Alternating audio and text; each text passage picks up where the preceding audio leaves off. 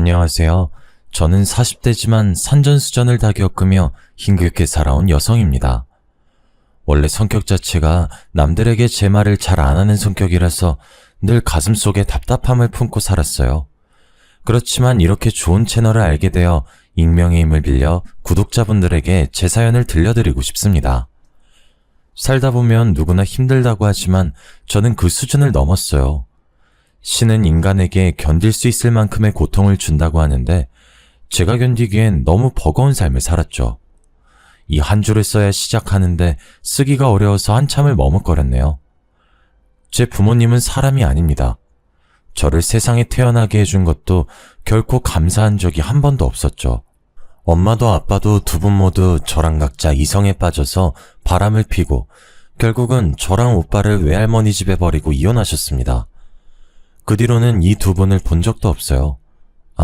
물론 같이 살았을 때도 딱히 그 나이대에 당연히 받아야 하는 보살핌을 받아본 기억은 없었죠.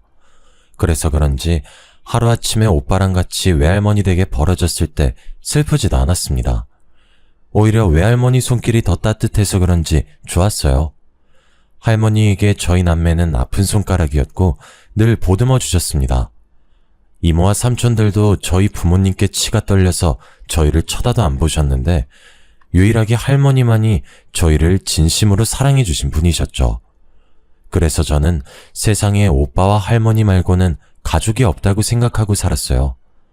가끔 할머니 집에 아저씨들이 우르르 찾아와서 소란을 피울 때가 있었는데 그럴 때면 할머니랑 오빠는 저를 방 안쪽에 숨겨두고 이불을 덮고 있으라고 했었죠.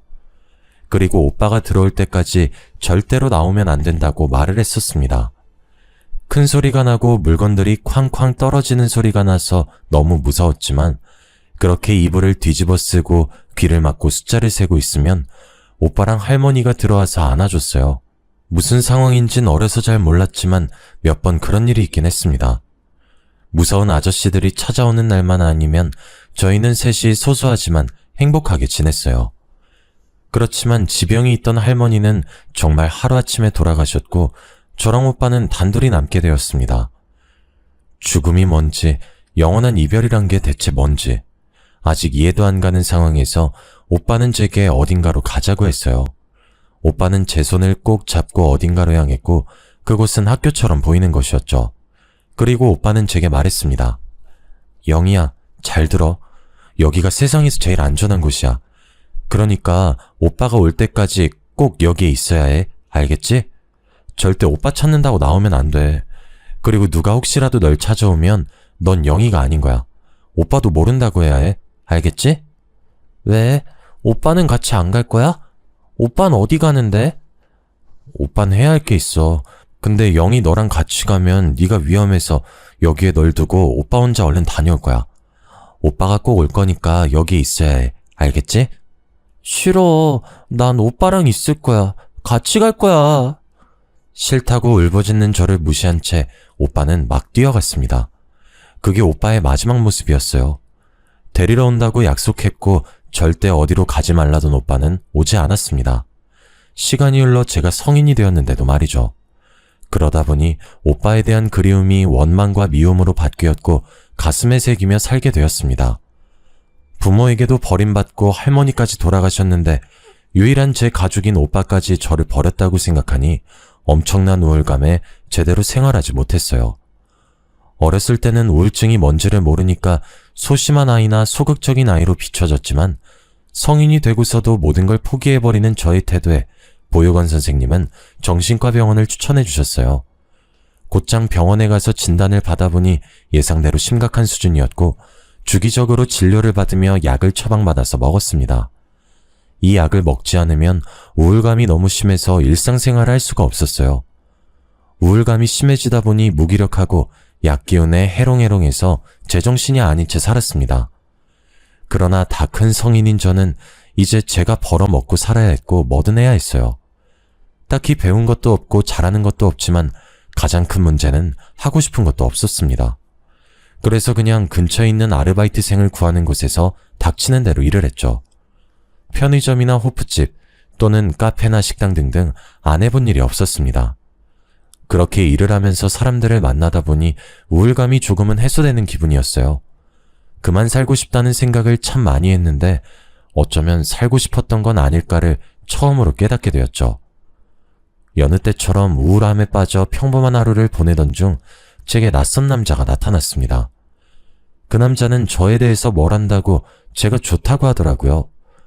우울증 약 먹고 부모 형제까지 버림받은 저를 왜 좋아하는지 모르겠더라고요. 처음에는 낯선 남자의 호감이 부담스러웠고 왜 접근했는지 의심스러웠습니다. 사랑을 받아본 적이 없으니 온전하게 받아들이지 못했던 거죠. 웃긴 건 점점 시간이 지나면서 낯선 남자가 궁금해지고 보고 싶은 게 아마도 이게 바로 사랑인가라며 처음 느껴보는 감정이었습니다. 저는 그 낯선 남자와 연애를 시작하게 되었고 그때부터는 좋은 모습과 예쁜 모습만 보여주고 싶었어요. 그래서 다른 상처들은 다 말했어도 우울증이 심해 약 먹는다는 건 굳이 말하지 않았습니다. 너무 나약해 보이고 혹시라도 정 떨어질까봐 말하기 싫었죠. 그거 하나 숨겼다고 해도 이미 많은 상처가 있는 저를 보듬어주며 그 아픈 시간을 다 견디고 곁에 와줘서 고맙다고 해주던 다정한 사람이었습니다. 만나면 만날수록 욕심이 났고 자연스럽게 결혼을 선택하게 되었어요. 그러나 우려했던 일이 생겼죠. 시모는 고아인 저를 탐탁지 않게 여기셨고 첫인사부터 거부를 하셨습니다. 결혼이 쉽진 않겠다고 생각을 했지만 막상 피부로 이 상황을 느껴보니 정말 마음이 찢어질 듯 아프더라고요. 사실 저는 그냥 태어났을 뿐이고 버림받았을 뿐인데 딱히 잘못한 건 없지만 죄인이 된 기분을 느껴야만 했습니다. 그러나 남편은 제게 참 든든하게 행동을 해줬어요. 기가 팍 죽어있는 저를 더 웃겨주려 노력했고 어머님도 결국 찬성하실 거라며 걱정하지 말라고 말을 해줬습니다. 완강한 어머님의 반대에 인사도 못 드리던 중 주말에 집으로 오라며 초대하셨어요.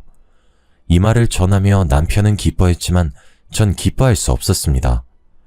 과연 그게 저를 허락한다는 뜻일까라는 생각을 했거든요. 덜덜 떨리는 마음을 부여잡고 겨우 시댁집으로 향했고 시모와 인사를 했습니다. 안녕하세요, 박영희입니다.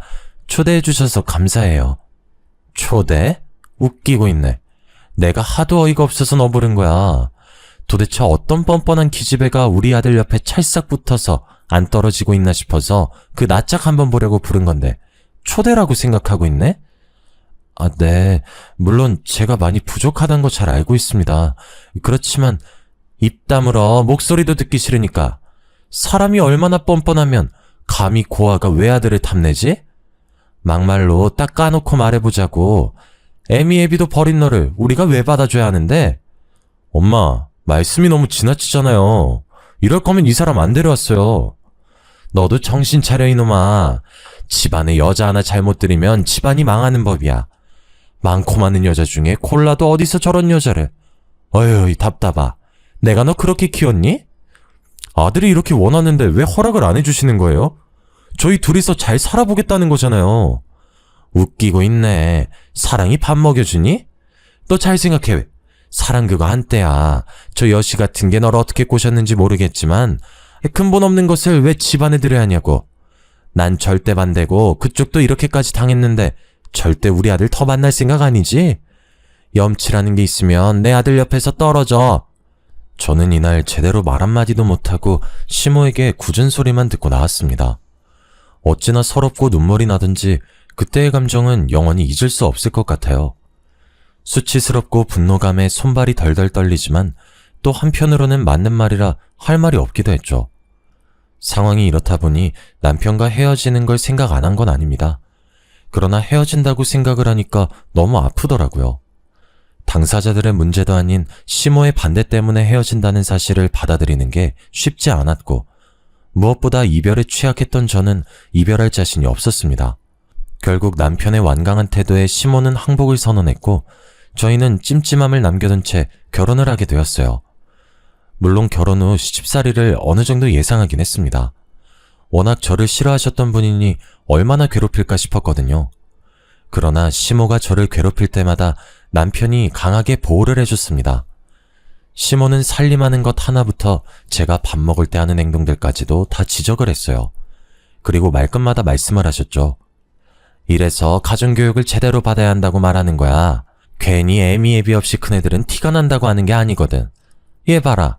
지 엄마한테 보고 자란 게 없으니까 살림을 어떻게 하는지도 모르고. 어휴, 너만 보면 내 속이 터진다 터져. 이래서 어디 나중에 애 낳고 살겠니 너는? 아, 어머님 알려주시겠어요? 그럼 제가 다음에는 깔끔하게 해둘게요. 내가 네 엄마냐? 선생이야? 내가 왜 너를 알려줘야 하는데? 네가 알아서 해. 난 신경 쓰고 싶지 않으니까. 그냥 내 눈에 좀 거슬리지 말라고. 그게 어렵니? 어머님께서 매번 지적하시는데 그게 뭔지를 알아야 제가 고치죠. 말씀을 해주세요. 뭐야, 너 지금 나한테 말 대답했냐? 네가 결혼했다고 이제 뭐 나랑 맘먹는 사이가 된 것 같아? 야, 너 착각하지 마. 너 그렇게 까불면 내가 너 가만 안 둔다. 알겠어? 하나부터 열까지 지적은 하면서 정확한 내용은 없었어요. 한마디로 그냥 시비를 거는 거였죠. 솔직히 제가 완벽하게 살림을 100점으로 한다고 생각하진 않았습니다. 그러나 욕먹을 만큼 부족한 살림 솜씨도 아니었어요. 그래서 시모의 저런 지적들이 불편하고 불쾌했습니다.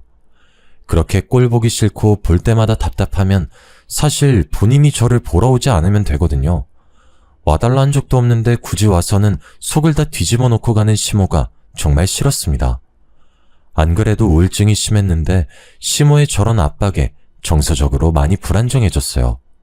그래서 이전보다 더 약을 찾게 되었고 병원에 가서 상담을 받을 때도 말했습니다. 제 주치의는 그러셨죠. 가족들에게 말을 하고 도움을 받는 게 좋다고 권유를 해줬으나 과연 제가 이걸 시모에게 말했다면 시모는 저를 보듬어 줬을까요? 아니죠. 때는 이때다 싶어서 정신병이 있네 없네 하면서 아마 저를 더 못살게 굴었을 겁니다. 이런 시모의 모습을 하니 더 철저하게 우울증이 있다는 사실을 숨겼던 것 같아요. 시모 때문에 혼자 숨어서 온 적이 정말 한두 번이 아니었는데 그럴 때마다 남편은 제게 다가와서 다독여주며 말했습니다. 여보, 많이 힘들지? 정말 미안해. 우리 엄마지만 진짜 해도 해도 너무한 것 같아. 내가 그만 좀 하시라고 말을 해도 계속 당신 괴롭히니까 어떻게 해야 할지 모르겠어, 나도. 이게 다 내가 고아라서 그렇지 뭐. 내가 고아만 아니고 평범한 가정에 평범한 집에서 태어난 딸이었다면 이럴 일은 없었겠지. 그런데 나 너무 힘들어, 여보. 마음이 지옥 같아. 아니, 사는 게 너무 힘들어서 못 살겠어. 정말 미안해. 내가 더 노력해볼게. 그러니까 제발 그런 무서운 소리는 하지 마. 어? 남편은 힘들어하는 저를 보며 본인이 더 분노했어요. 그리고 제가 힘겨워할수록 시모를 더 닥달했습니다. 어느 정도 예상했던 시집살이는 예상외로 더 심각했고 저는 숨막히는 하루하루를 보내야 했죠. 뭔가 시모가 제 일거수일투족을 다 지켜보고 있다는 느낌까지 들었습니다. 툭 하면 전화와서 지금 뭐하고 있냐고 묻고 툭 하면 찾아와서 지적질하고 욕을 한 바가지 하다 돌아가곤 했으니 말이죠. 제정신이었어도 아마 정신병이 생겼을 것 같습니다. 그런데 웃긴 건 제가 이렇게 힘겨워하는 동안 남편도 지쳤겠죠. 점점 지친 남편은 더는 제 편이 아니었어요. 이날은 주말이었고 남편과 함께 낮잠을 자고 있었습니다. 한참 꿀 같은 낮잠을 자는데 뭔가 느낌이 싸한 그런 기분 있잖아요.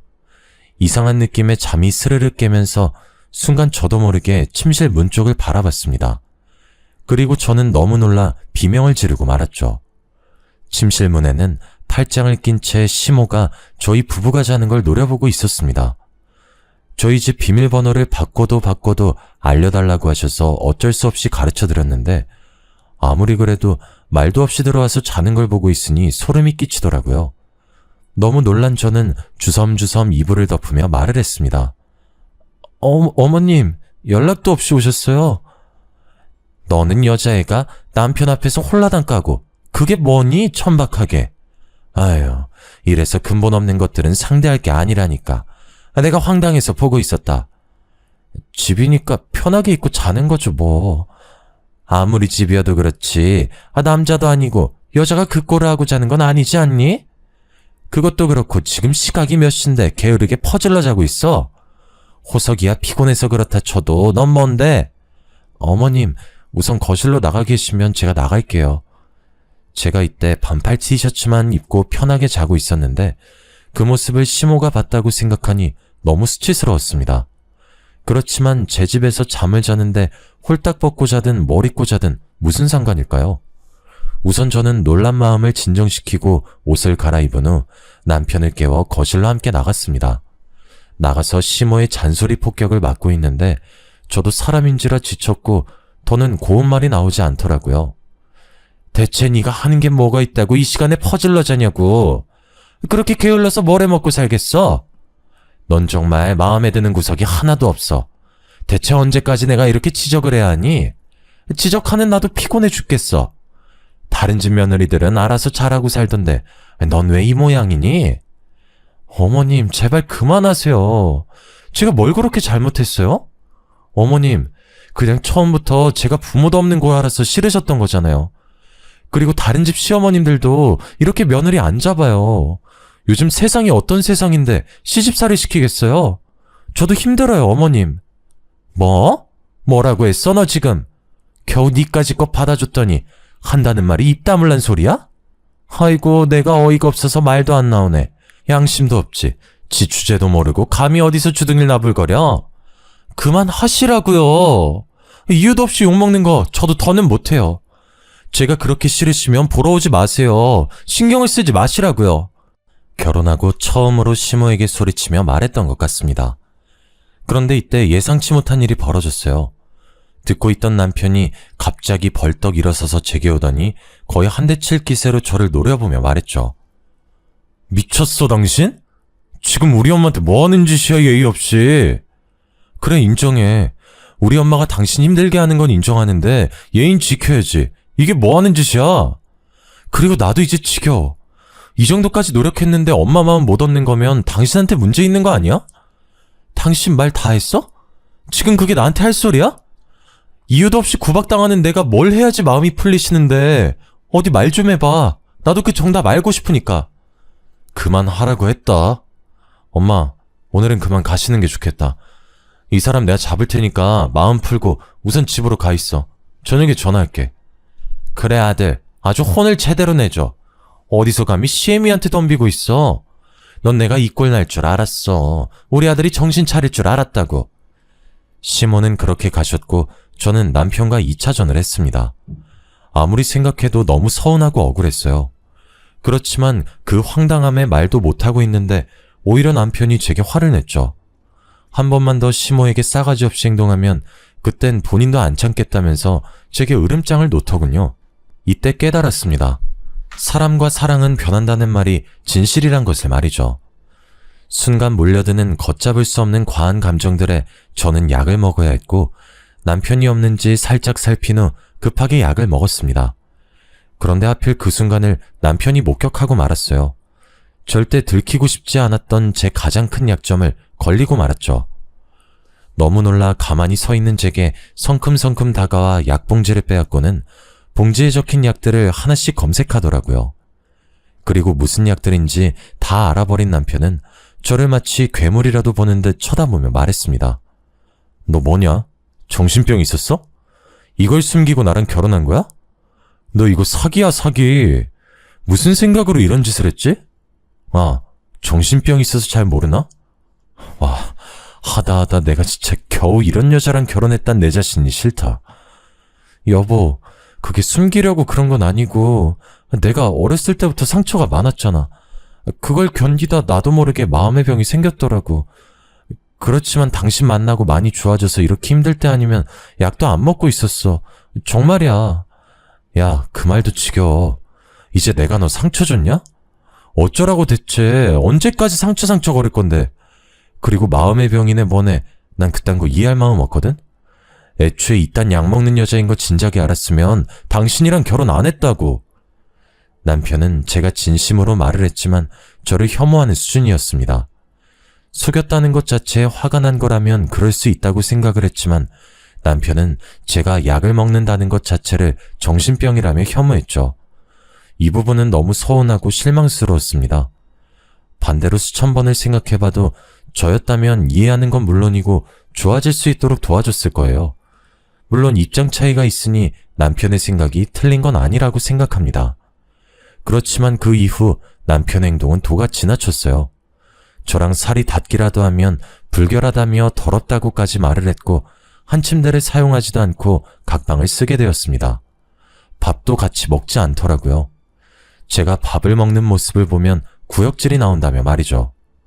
욕보다 더 상처되는 말들을 서슴없이 하는 남편의 폭언을 들으며 저는 하루하루를 버텨야 했고 버거움 속에 살았습니다.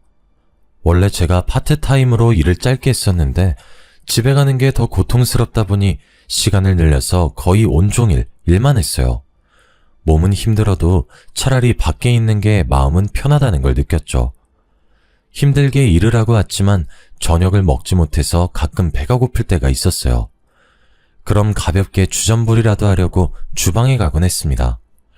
이날은 우유에 시리얼이나 말아먹고 자야겠다 싶어서 먹고 있는데 남편이 방에서 나오더라고요. 한 집에 살지만 서로 한마디도 하지 않고 눈도 마주치지 않고 사는 사이가 돼버렸던 저희였지만 제가 먼저 말을 걸었습니다. 당신 계속 이렇게 살 거야? 언제까지 그럴 거야? 저기 있잖아. 난 당신 목소리만 들어도 소름 끼치니까 제발 말 좀 걸지 마. 그리고 이렇게 살지 갈라설지 고민 중이니까 조용히 기다려. 뭐라고? 지금 이혼이라도 하겠다는 거야? 그럼 내가 정신병 있는 너랑 계속 살 거라고 생각했니? 큰 착각하고 계셨네. 내가 미쳤어? 하루빨리 이혼해야 나도 새장가 가지. 안 그래? 정말 해도 너무한 거 아니야? 우울증이 뭐 그렇게 잘못된 거라고 내가 이런 취급까지 받아야 하는데? 우울증은 세상에 뭐 나만 걸렸어? 그렇게 좋다고 결혼하자고 매달릴 땐 언제고 이제 와서 우울증 미약 먹으니 이혼하자고? 내가 그땐 미쳤던 거지. 그리고 말했잖아. 우울증 약이나 먹는 여자인 거 알았으면 나 너랑 결혼 안 했다니까?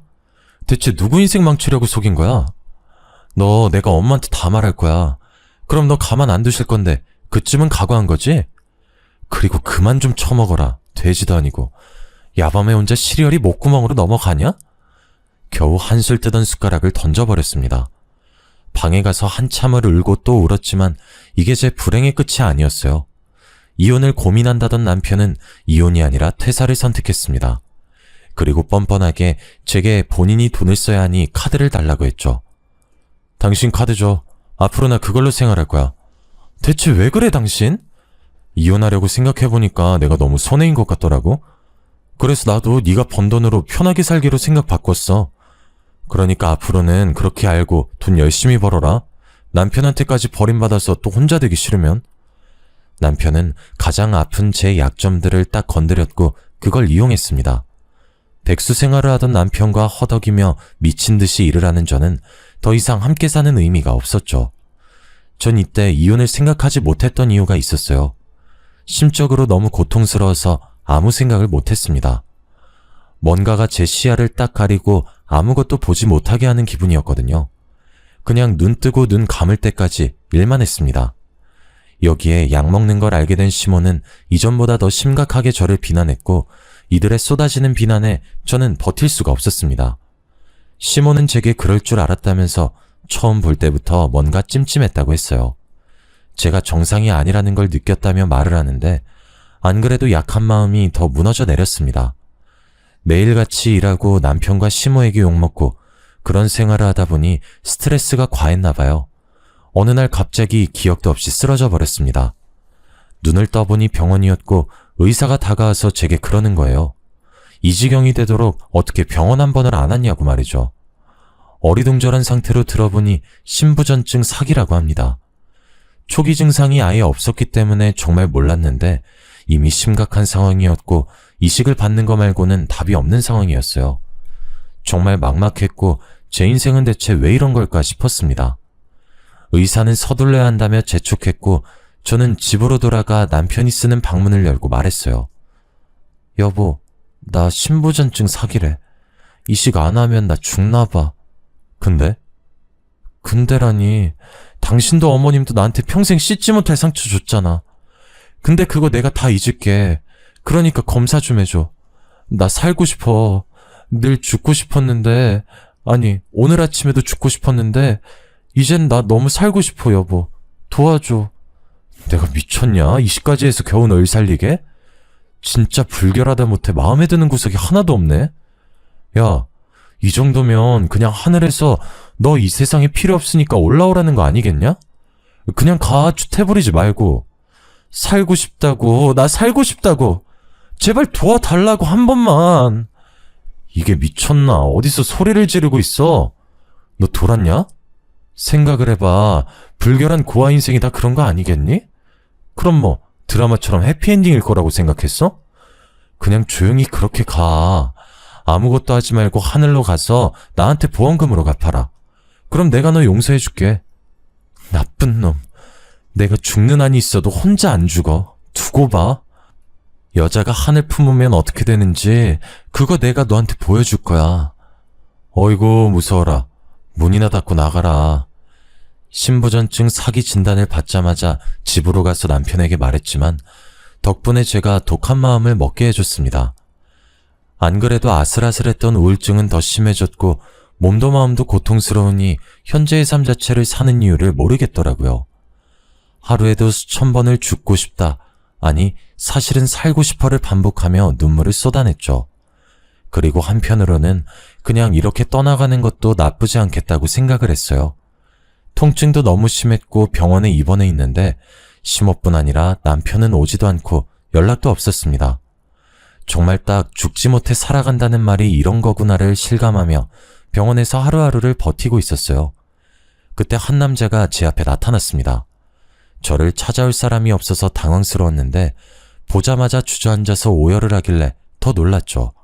순간 직감적으로 설마 친오빠인가 라고 생각을 했어요. 그리고 그 남자는 제게 말했죠. 영희야, 오빠가 너무 늦었지. 정말 미안해. 오빠가 너무 늦어서 진짜 미안해. 잘 지냈어?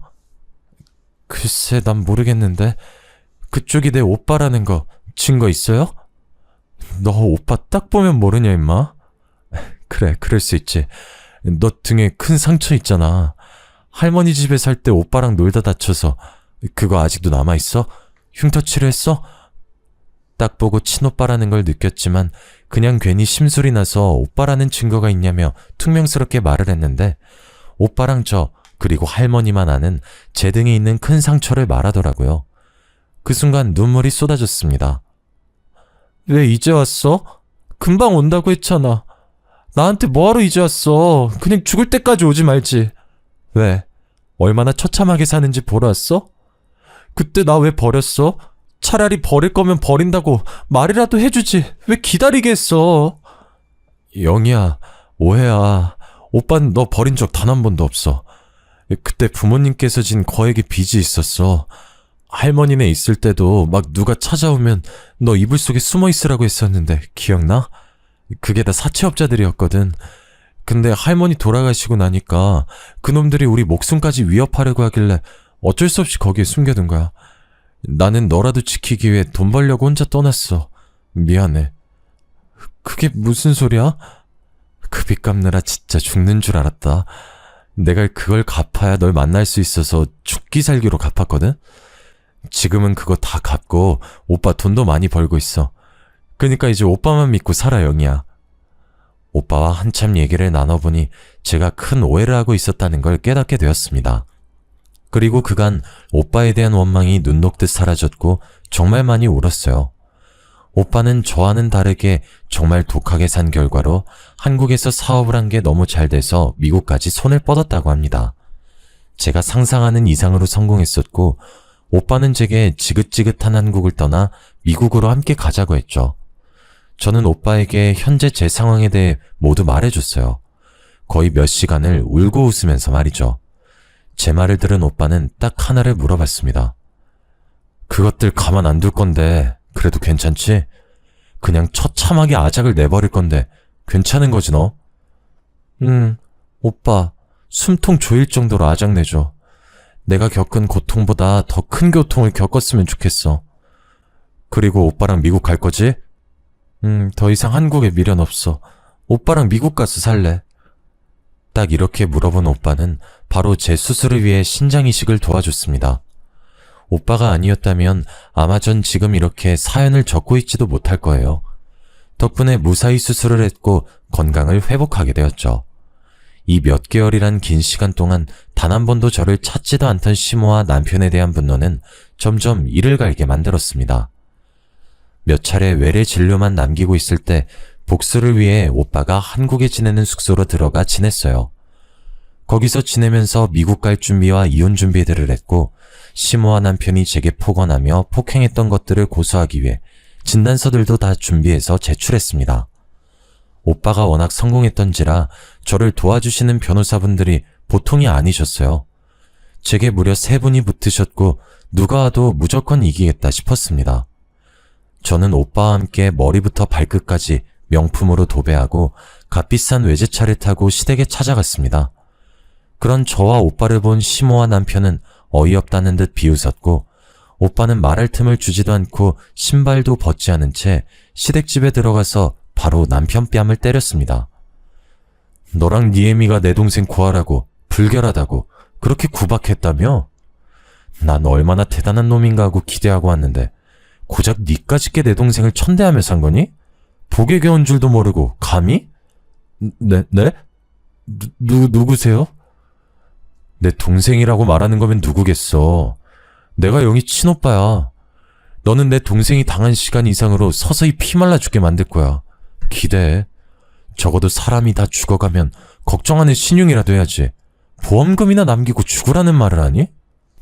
오빠는 남편의 뺨은 물론이고 멱살까지 잡고 쥐고 흔들며 말했습니다. 더 웃긴 건 제게는 한없이 폭력도 폭언도 서슴없이 하던 남편은 완전 쫄아서 아무것도 못했어요. 그 모습을 보는데 웃음밖에 나오지 않았죠. 본인 아들이 맞는 걸 본 시모는 갑자기 저희 오빠를 밀치려고 했고 그런 시모를 한 손으로 가볍게 밀어버렸습니다. 저기요 아줌마, 이게 얼마짜리 옷인 줄 알고 감히 그 더러운 손으로 만져. 이 옷에 만약 조금이라도 스크래치 나면 아줌마 대출 받아도 못 물어내, 알아? 와, 나는 지금 너무 열받네. 겨우 이딴 것들이 그랬다는 게 너무 화가 나네. 저기 이봐요. 우선 그 손 좀 놓고 앉아서 차분히 말 좀 해봐요. 갑자기 쳐들어와서 친오빠네 뭐네 하면서 이러는 건 무례하지. 무례하다의 뜻은 알고 하는 말이에요. 본인이 당하면 무례한 거고 남한테 하면 무례한 게 아니고 그쪽은 신혼부부 집에 비밀번호도 막 누르고 들어가서 자는 내 동생도 훔쳐보고 욕하고 그랬잖아. 그게 무례한 거 아닌가? 내가 당신네한테 설명해줄 건 없고 딱 하나 말해줄 건 있어. 아까도 말했듯 앞으로의 삶은 죽고 싶을 정도로 지옥일 테니 기대해. 뭘 그렇게 빤히 쳐다보세요? 명품 처음 보나? 하긴 처음 보겠네. 어떻게 만져라도 보실래요? 봐봐, 만약에 당신네가 나한테 잘했고 우리한테 잘 살았다고 쳐보자. 그랬으면 지금쯤 우리 오빠가 뺨을 때릴 게 아니라 당신네한테 건물 하나씩 줬을지도 모르지. 안 그래 오빠? 당연하지. 난 처음에 영희 찾고서 결혼했다길래 그 남편이랑 시댁 식구들한테 감사해서 정말 뭐든 해줘야겠다 싶은 마음으로 찾았는데 들어보니 애를 아주 그냥 말로 죽이면서 살았더구만. 그래서 그런 당신네한테 딱 적합한 걸 선물해줄 거야. 친오빠의 카리스마에 남편과 시모는 정말 찍소리도 못했습니다. 그리고 시모는 자꾸 저를 힐끔힐끔 쳐다봤고 그럴 때마다 제가 눈이 빠질 정도로 노려봤어요. 내일 모레 죽을 사람처럼 굴던 제가 갑자기 명품으로 도배를 하고 등장하니 아주 놀랬겠죠. 시댁을 아주 뒤집어주고 저랑 오빠는 나왔습니다. 그들은 굳이 따라 나와서 저희가 무슨 차를 타고 가는지까지 보더라고요. 그 후 진행 중인 소송건들 때문에 마주친 적도 있었고 남편이 저를 따로 찾아온 적도 있었습니다. 법원에서부터 저를 미행한 것인지 저랑 오빠가 머무르고 있는 숙소를 알아냈죠. 이때 제가 오빠 없이 혼자 있던 상황이라 조금 무섭기도 하고 무슨 짓을 하려는 건지 몰라서 걱정이 되더라고요. 그런데 남편은 바로 무릎을 꿇고 두 손을 모아 빌었습니다. 여보, 영희야, 내가 정말 잘못했어. 나 정말 돈 때문에 그런 거 아니고 벌도 다 받을게. 우리 다른 건 다 필요 없고 다시 시작하자. 나도 미국 같이 가자. 어때? 한국에서의 생활은 다 있고 우리 새로 시작하는 거야. 미친 소리 하네. 넌 그게 가능할 거라고 생각하는 거야? 내가 정말 잘못했어. 100번 1000번을 생각해봐도 너무 잘못했고 반성 중이야. 엄마 불편하지? 아니 정말 싫어하잖아. 그치? 엄마 안 보고 살면 그만이야 여보. 우리 정말 사랑했잖아. 엄마가 그렇게 반대하는데 그런데도 우리 결혼한 거잖아. 힘들게 한 결혼인데 어떻게 이혼을 해? 내가 당신 가머니설에 속아 사랑했지. 난 그걸 후회해. 당신을 사랑했던 모든 순간을 후회한다고. 알아들어? 당신은 달면 숨기고 쓰면 뱉는 비열한 인간이잖아. 더는 나 찾아오지도 말고 니네 엄마랑 죗값이나 치러. 아, 여보, 가지마, 제발. 여보, 제발 다시 생각해봐. 남편을 뿌리치고 가는데 끝까지 매달리고 또 매달렸어요. 결국에는 근처에 있던 행인이 도와줘서 겨우겨우 떼어냈습니다. 너무 웃기더라고요. 몸에 살짝만 닿아도 불결하다고 저를 혐오하던 사람이 그렇게 매달리다니 참 웃기지 않습니까? 옥바 덕분에 모든 소송은 일사천리로 진행되었고, 모든 소송은 절대 선처 없고 합의이사 없음을 밝히며 강력한 처벌을 원한다는 입장을 내세웠습니다. 모든 게 끝이 나고 미국으로 가기 며칠 전 약간의 아쉬움이 남아서 저는 시댁 친인척들과 남편의 지인들에게도 모든 상황을 낱낱이 설명해 줬습니다. 소문은 꼬리를 물고 물었고 결국 시모와 남편은 가장 가까운 사람들에게까지 손가락질을 받으며 사람 취급을 못 받게 되었죠. 밖에서는 제게 잘하는 척 쇼를 했던 사람들이라 지인들과 가족들의 충격이 컸습니다. 다들 제게 오히려 미국 가서 잘 살길 바란다며 좋은 말들을 해줬고 저는 오빠와 미국에서 새로운 삶을 살고 있습니다. 하고 싶던 공부가 생겨서 오빠의 응원에 힘입어 시작했고 정말 제 가족과 있어서 그런지 심적으로 안정이 되었고 이제 우울증 약도 끊고 더 이상 병원도 가지 않았습니다. 죽음의 문턱까지 갔다 온 저로서 이 말을 끝으로 마무리해볼까 해요. 죽으라는 법은 없다 라는 말 다들 아시죠? 제가 이 말을 가장 싫어했는데 막상 큰일들을 다 겪고 나니까 정말 죽으라는 법은 없더라고요. 다들 최악의 순간이 닥치셔도 해결 방안은 꼭 찾아오기 마련이니 부정적인 생각만은 하지 마세요.